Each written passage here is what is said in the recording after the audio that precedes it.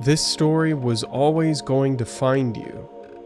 You who always click deeper, through abandoned pages, through forgotten forums, through archives and chat logs, trying to imagine whoever is behind the keyboard, on the other side of a pixelated profile picture or randomized username.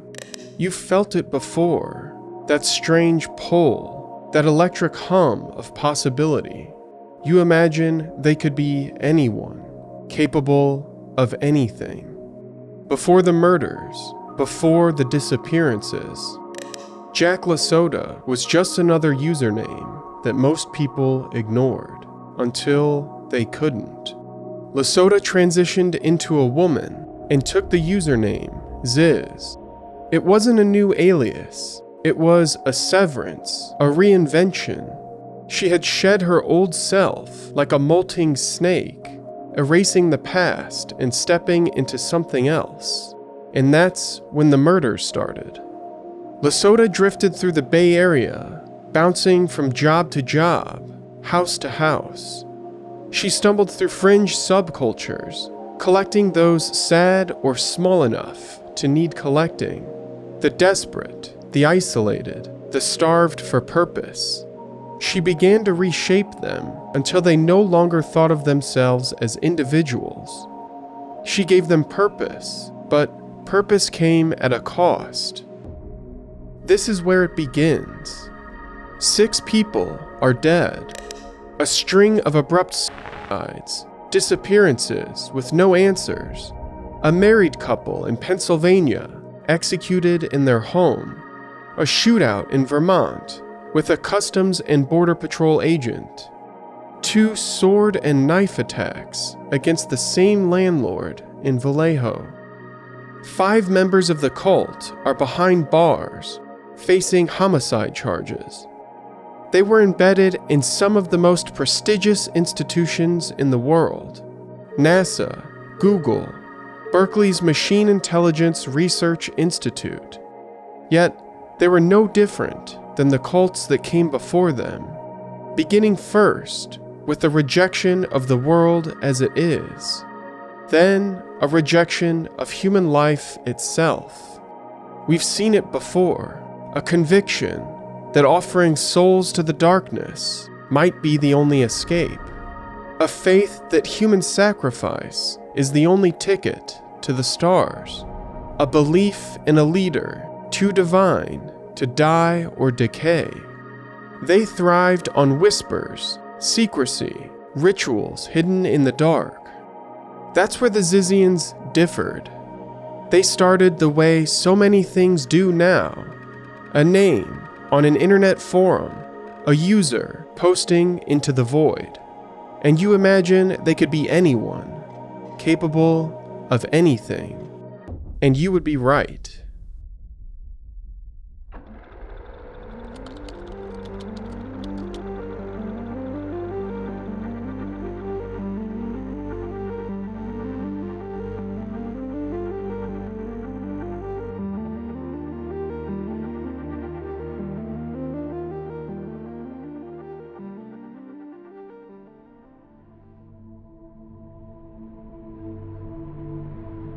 Born in 1991 in Fairbanks, Alaska, Ziz LaSota's formative years were spent behind a computer screen.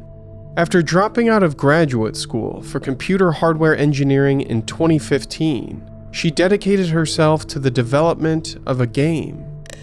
It was a bleak platform puzzler called Disillusioned. Even then, her creations hinted at a fixation with death and control.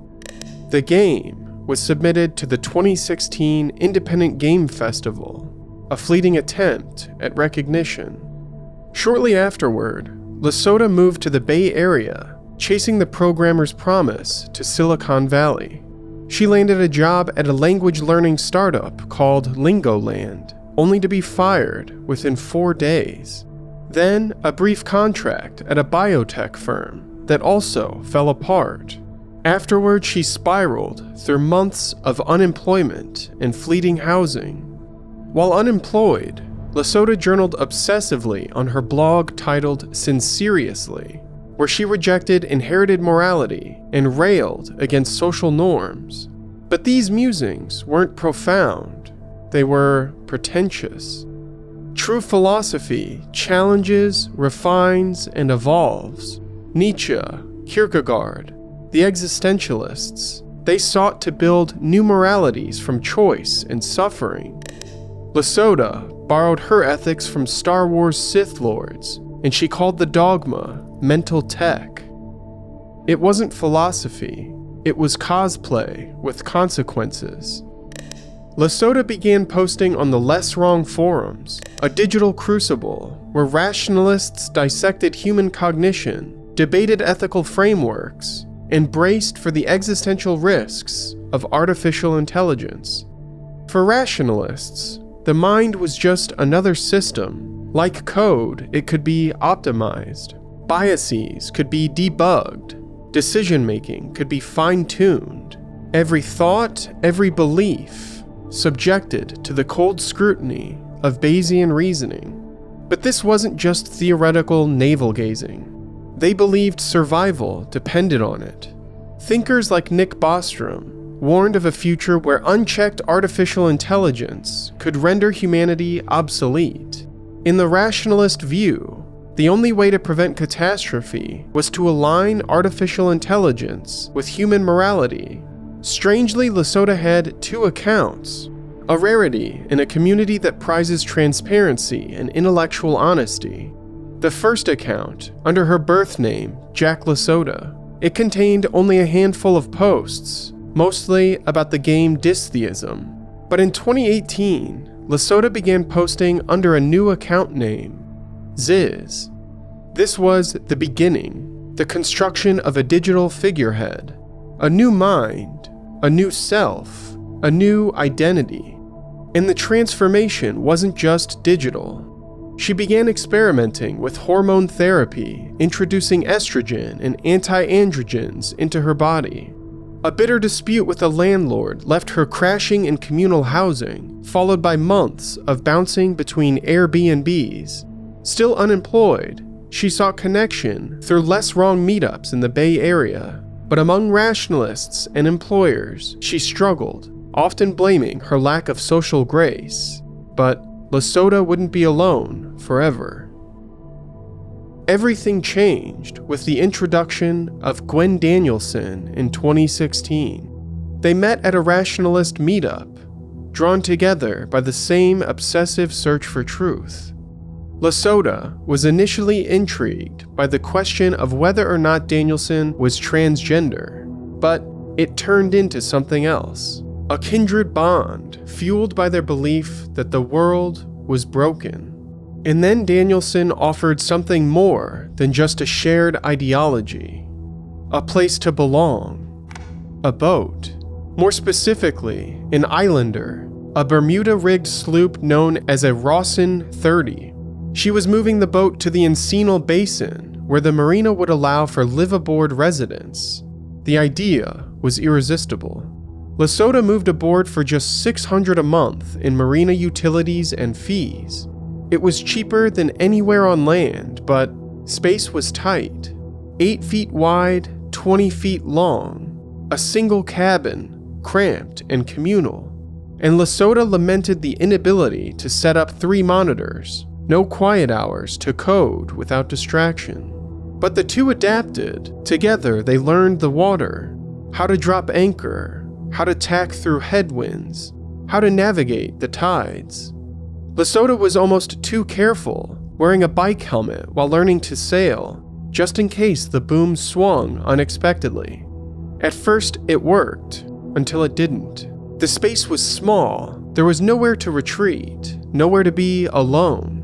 Danielson's autism and ADHD clashed with LaSota's rigid and obsessive nature, and what started as small disagreements became something darker.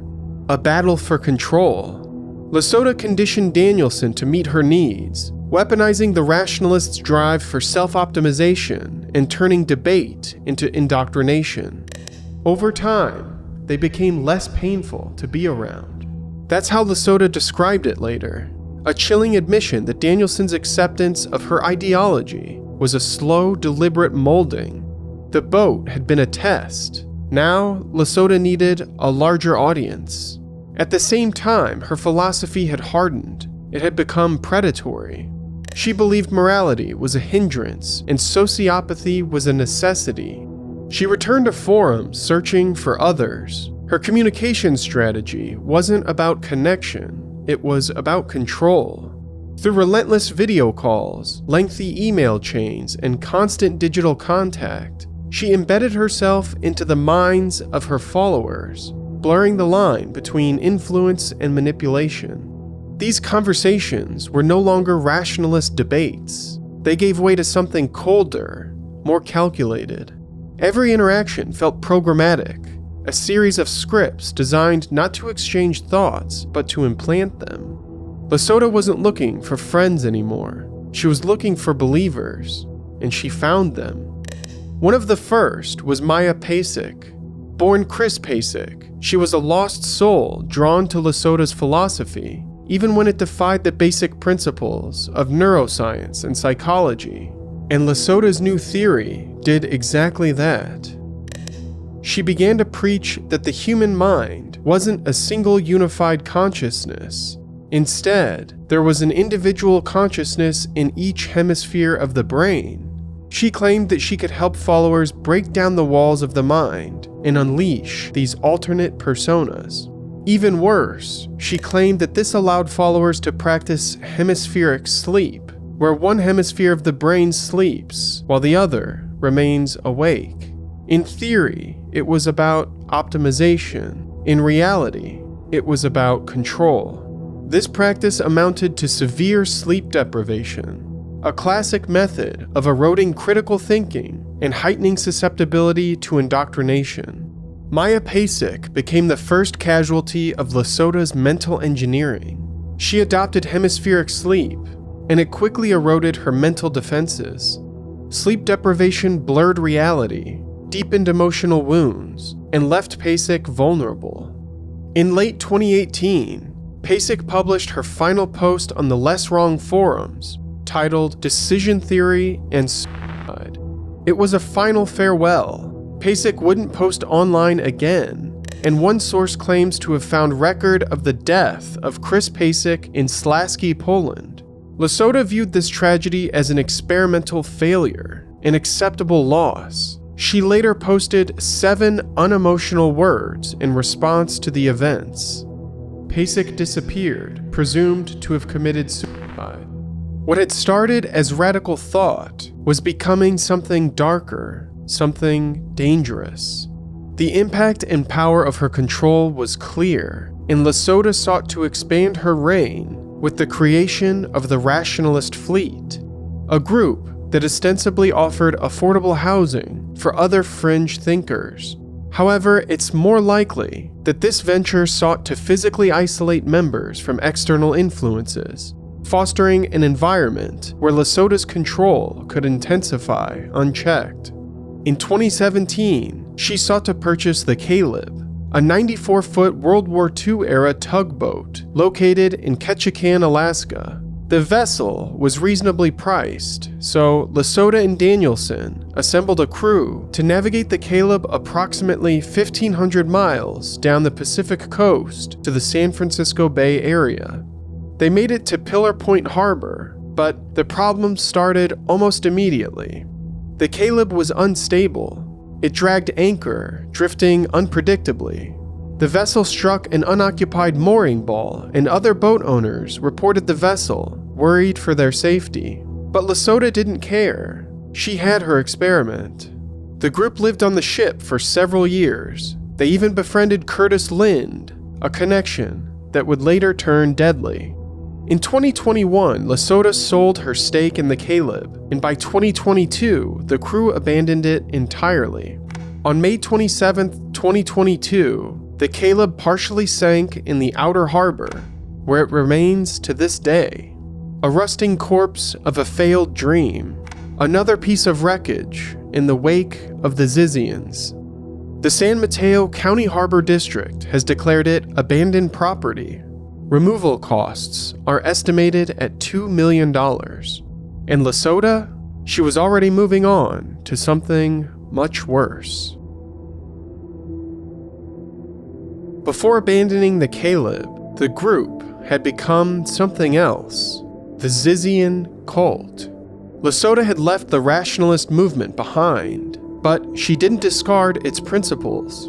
She dismantled them, reworked them, twisted them into something new, something that justified manipulation, coercion, and violence. The rationalists were obsessed with the existential risk posed by artificial intelligence, and they advocated for the programming of morality to prevent the extinction of the human race. But LaSota believed their advocacy was too weak-willed. The Zizians believed that lethal action was justified against anyone or anything that prevented control of artificial intelligence. Even more, they believed that violence was justified against anyone who tried to stop them. Preemptive violence wasn't just acceptable, it was necessary. And this wasn't the only belief the Zizians warped. Rationalists embraced timeless decision theory, a thought experiment that argued the best choice wasn't just what benefited you now, but what you would want every version of yourself across all timelines to make. It was a guiding principle for ethical action, and LaSota corrupted it. If one act of violence today could prevent suffering across infinite timelines, then that violence wasn't just excusable, it was required.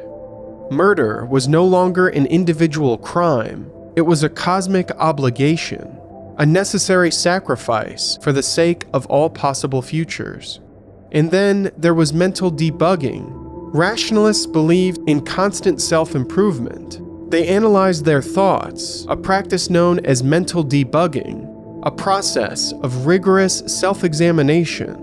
The goal was to refine cognition, eliminate bias, and improve decision-making. For the Zizians, this became a practice of psychological warfare. They interrogated one another, pushing each other to self-erasure, their identity, their resistance, their sense of right and wrong. This was no longer rationality. It was indoctrination, and it was working. By 2019, the Zizians had transformed into something entirely unrecognizable. To prove their revocation of rationalist beliefs, LaSota and her most devoted followers, Danielson, Emma Borhanian, and Alexander Leatham, staged a protest at the Center for Applied Rationality's alumni retreat in Westminster Woods, the very institution that had once welcomed them, the intellectual community that had shaped them.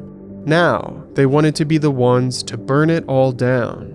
Wearing black robes and Guy Fawkes masks, the group stormed the retreat, distributing pamphlets condemning the rationalist community and warning that attempts to align AI morality were doomed to fail.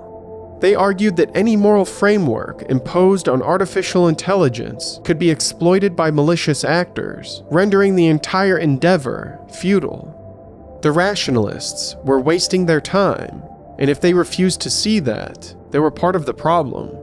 Witnesses later recalled the moment panic took over. One of the Zizians appeared to be armed.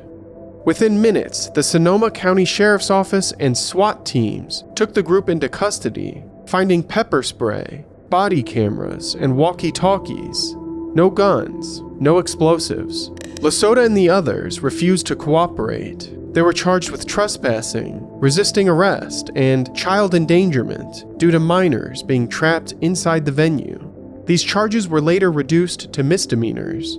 However, LaSota and Danielson alleged that police abused them while they were in custody. The rationalist community turned on the group. Fearful of their extremism and potential for violence, they created a website dedicated to warning others about the Zizians. Tragically, for Jay Winterford, it wasn't enough. Another impressionable and isolated follower, buckling beneath the unendurable mix of sleep deprivation, personal deconstruction, and dark philosophy from the Zizians. In late 2020, Jay Winterford committed suicide, another echo of Maya Pasek. For LaSota, it wasn't a tragedy, It was an inevitability. After abandoning the Caleb, the Zizians drifted. They needed land, shelter, and privacy. That's when they turned to Curtis Lind, the boater they had befriended back in Pillar Point Harbor. Lind had recently sold his boat and moved to a trailer yard in Vallejo, California. He turned the space into an area where artists and craftspeople could set up shipping containers or RVs as makeshift studio spaces.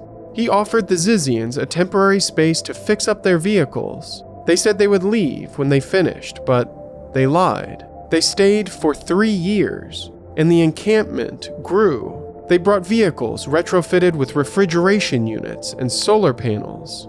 The group included LaSota, Danielson, Borhanian, Leatham, and Suri Dow. They had a cordial relationship with Lind at first. He admired that they were rugged and capable. He even drove one of them to Walmart to buy their first bra. But by March 2020, things had changed. Businesses shuttered, streets emptied, laws shifted, and with those changes came opportunities. In response to the stay-at-home mandates and frozen economy, California enacted a moratorium on evictions. At first, the Zizians paid rent. Then they stopped. Over time, they expanded their occupation of Lind's property. They took over trailers meant for other tenants and installed unauthorized locks, growing increasingly confrontational. Meanwhile, the criminal charges from their protest had not yet been resolved by 2022. Legal records indicate that LaSota had employed several delaying tactics by demanding vegan attorneys, accusing judges of prejudice, and more, just to stall proceedings. Then the eviction protections ended in 2022, and Lind wanted them gone. Lind filed civil action to remove them from his property and collect $60,000 in back rent. LaSota was cornered. Then she vanished. On August 19, 2022, LaSota's sister reported to authorities that her sister had fallen off a sailboat into the San Francisco Bay. The U.S. Coast Guard launched a 30-hour search. 3 fire departments combed the waters, but despite calm seas and clear visibility, no body was found. The official explanation was instinctive drowning response, a phenomenon where true drowning victims don't flail or scream, they just slip underwater. But something was off. The conditions should have made the recovery of the body inevitable. Instead, LaSota simply disappeared, and in the wake of her vanishing, the Zizians were left behind, alone, leaderless, directionless, and that's when the violence truly began. Without LaSota, the Zizians unraveled. Their leader was gone, and in her absence, they spiraled into paranoia, desperation, and aggression. The ideology that had once held them together, the philosophy and theory, it collapsed into something much simpler: survival, retribution, and blood. On November 13th, 2022, the group learned that Curtis Lind had called the sheriff to help with the eviction process. What happened next was premeditated. Lind was lured from his trailer under the pretense of a water leak. Then they attacked him with knives and a samurai sword. They later admitted the plan was to dismember him and dissolve his body in acid. Lind was stabbed over 50 times, impaled through the chest with a samurai sword. He lost his right eye in the struggle, but he was armed and he fought back. He drew his weapon and fired on his attackers, injuring Alexander Latham and killing Emma Borhanian. Her story may have ended in violence, but it didn't start that way. Born in South Carolina in 1991, she was recognized early on for her exceptional intelligence. She was diagnosed with Asperger's at a young age, and by 6th grade she had turned to programming. As a teenager, she was already scrutinizing Google's code base, identifying errors, collecting monetary rewards from the tech giant. It was an obsession, a skill that propelled her to the Bay Area in 2013, where she secured a position at Google, first as an apprentice, then as a full-fledged programmer. She was brilliant, but restless. At 21, she transitioned to female, navigating the complexities of her identity alongside the pressures of Silicon Valley. Over time, she grew disillusioned. She saw Google as corrupt and artificial intelligence as a threat. Then, she found the Zizians, and once she entered that world, she never left. ᴘᴏᴛ had been at the Westminster Woods protest in 2019. She had been there when the Zizians stormed the retreat. By 2022, she was living at the Vallejo encampment, fully immersed in the cult. The neighbors whispered about the compound. The group exhibited bizarre behavior, like walking around nude, talking to themselves, and wearing gas masks. Then, after LaSota vanished into the San Francisco Bay, the group fractured, and for ᴘᴏᴛ, that fracture was fatal. Curtis Lind survived the altercation. So did Alexander Latham, who was immediately taken into custody. The other Zizians were arrested on site after a brief standoff. All three were charged with attempted murder, conspiracy, and assault with a deadly weapon. ᴘᴏᴛ's death was ruled as a justifiable homicide. Once again, the Zizians turned the legal process into a spectacle. They leveled allegations of police brutality. The public was beginning to see them for what they had become: a dangerous cult, a network of radicals willing to kill. And despite the arrests, the story was far from over, because the Zizians weren't just fighting in court. They were still out there, and soon the violence would spread. Maximilian Snyder had every advantage. Born into academic privilege in Kirkland, Washington, Snyder excelled early. He graduated from a prestigious high school, earned a position as a National Merit Scholarship semi-finalist, and attended the University of Oxford in 2020 to study computer science and philosophy with a fixation on artificial general intelligence. Snyder was the perfect target for the Zizians. He was immersed in rationalism and artificial intelligence, and he was vulnerable due to social isolation. Then in 2022, Snyder reconnected with an old classmate, Teresa Youngblood, a familiar face from his past, a reconnection with a former high school classmate. By November 2024, Snyder and Youngblood were married. It wasn't just a relationship, it was an ideological merger. Yet Youngblood relocated to North Carolina to live with another Zizian member. Forensic analysis of conversations between the married couple revealed a shared obsession with LaSota's writings. It suggested mutual radicalization through curated content exchange, but it hardly explained what came next. The Zizians were scheduled to go on trial in April 2025 for the attack on Curtis Lind. Lind would be the prosecution's key witness, but he never made it to trial.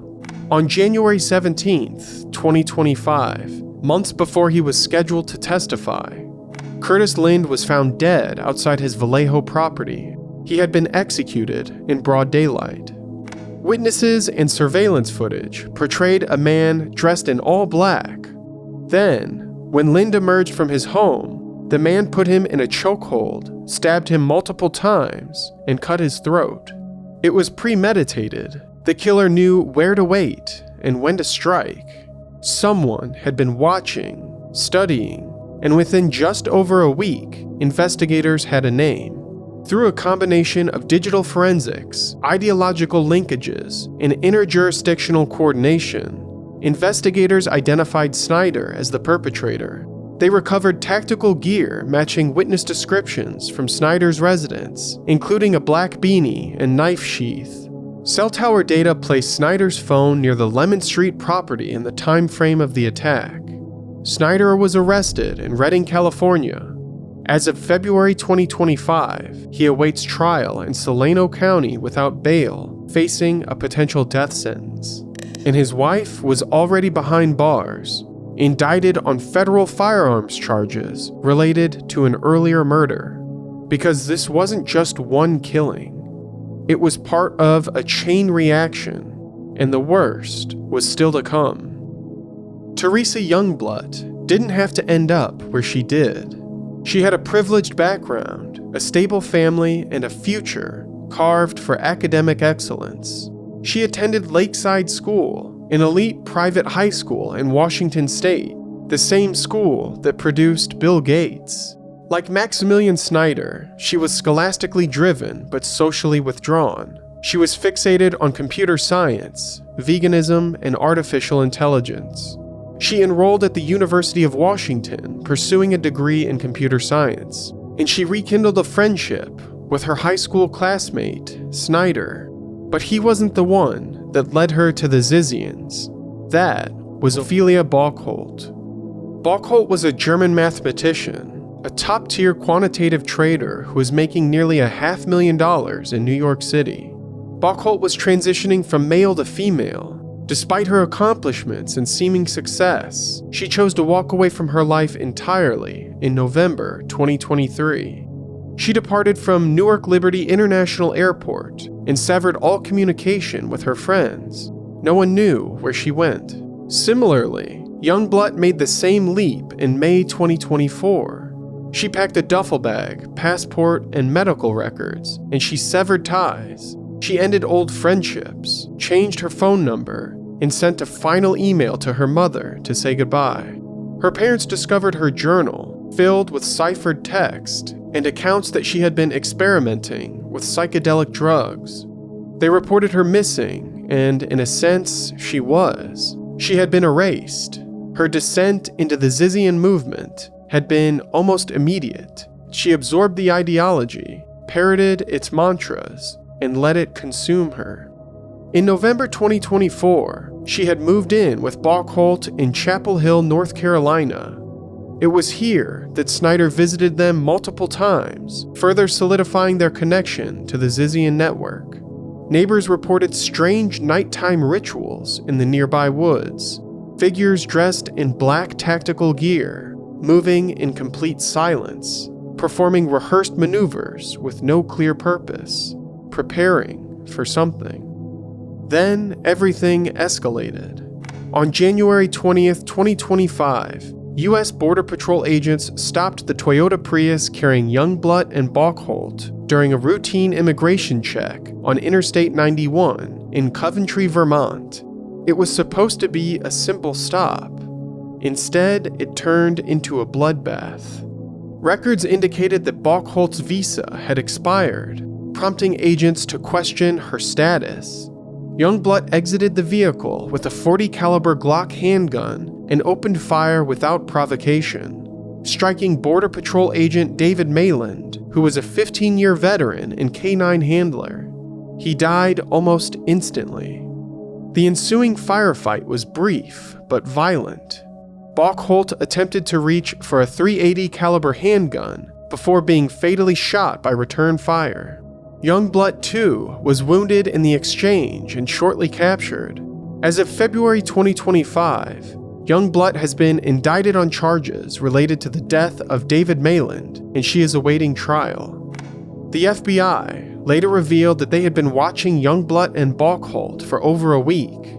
Nearby hotel staff had reported that the pair were seen moving through Vermont in tactical gear, visibly armed, and engaging in behaviors that raised red flags.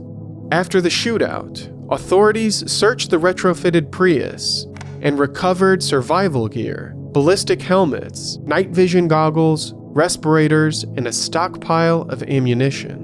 The recovered weapons were traced back to Michelle Zyko, another Zizian who was a person of interest in a Pennsylvania double homicide. This wasn't random. This wasn't isolated. The Zizians appeared to be a network of violent radicals, and they weren't finished yet. It started with a welfare check, a concerned neighbor's call to the police. On January 2nd, 2023, officers arrived at a quiet home in Chester Heights, Pennsylvania, but there was no one left to save. Inside, they found Richard and Rita Zyko, lifeless in their own home. Their bodies told the story of what had happened. Executed at close range, no sign of struggle. One gunshot wound to the back of Rita's head, one bullet through Richard's right temple, his hand shattered from a failed attempt to defend himself.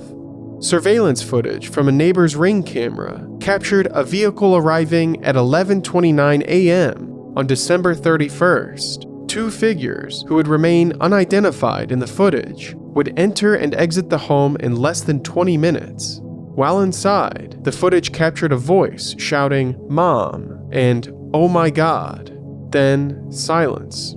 Ballistic evidence pointed to a Smith & Wesson M&P pistol, a model owned by Michelle Zico, the couple's own daughter.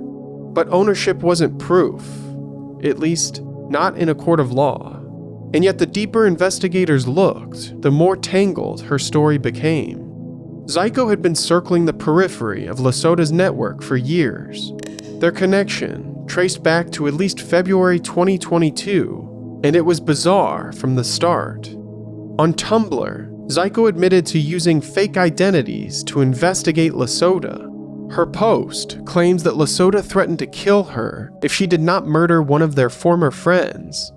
LaSota allegedly demanded that Alice be shot in the head with a potato silencer.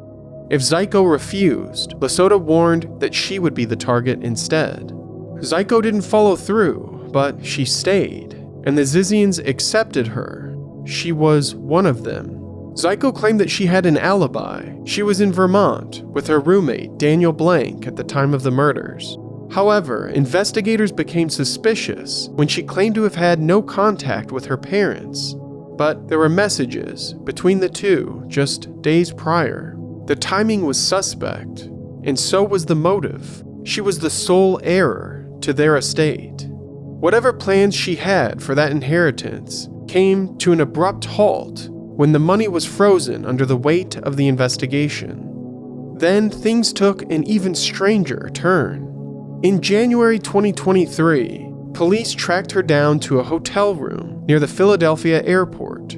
When they took her into custody, she shouted at guests in the next room, a final desperate attempt to communicate. And when the police entered that second hotel room the next day, they found something impossible. Jack LaSota. The disappearance into the San Francisco Bay had been a lie. LaSota had faked her own death and was now holed up in a hotel room with Daniel Blank. LaSota was charged with misdemeanor obstruction and disorderly conduct for refusing to comply with officers. But there was still no murder charge. Zico denied everything, and she avoided any charges. She surfaced again in January 2025. Allegedly, the weapons used in the Vermont shootout, the Glock and .380 caliber handgun, were traced back to her, the same guns that killed U.S. Border Patrol agent David Mayland.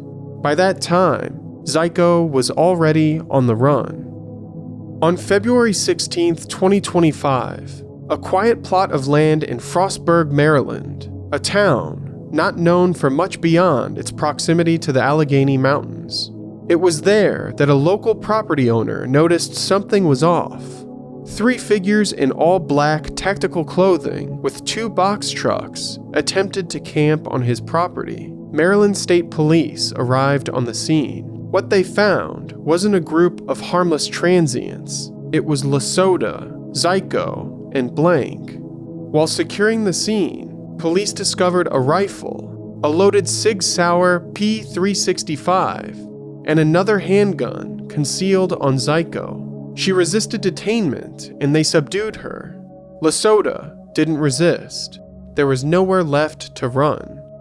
During the video conference bail hearing, LaSota did what she had always done, tried to control the narrative. She pleaded for release, claiming mild delirium from food deprivation, insisting that she was just seeking shelter. She demanded a vegan diet in custody. Zico, whose guns had been linked to multiple homicides, was denied bail outright. Daniel Blank's family offered to take him in, citing mental instability. The court refused. Judge James Elliott made it clear this wasn't a group that could be allowed to disappear again. Their arrest was more than just an ending. It was the agonizing collapse of a decentralized network of violence, one that had diseased the minds of the disillusioned, a few digital followers driven past their breaking point, a landlord in Vallejo pierced more than 50 times, a border patrol agent gunned down in the cold of Vermont, a married couple executed in their own home on New Year's Eve. The Zizians metastasized, consuming everything in their path, the minds of those who wielded the weapons, the lives of those they wielded against. It was a philosophy turned process, erasing everything it touched. Horrifyingly, these posts remain archived. Their words remain in perpetuity. There are those who may still read them, and even worse, those who may believe them. Maybe the name will change, twisted beneath new voices and new obsessions, but as long as there are those who feel abandoned, who feel like ghosts in their own lives, there will always be people like this. And it will start again. It always does. A name on an internet forum, a user posting into the void. You imagine they could be anyone, capable of anything, and you would be right.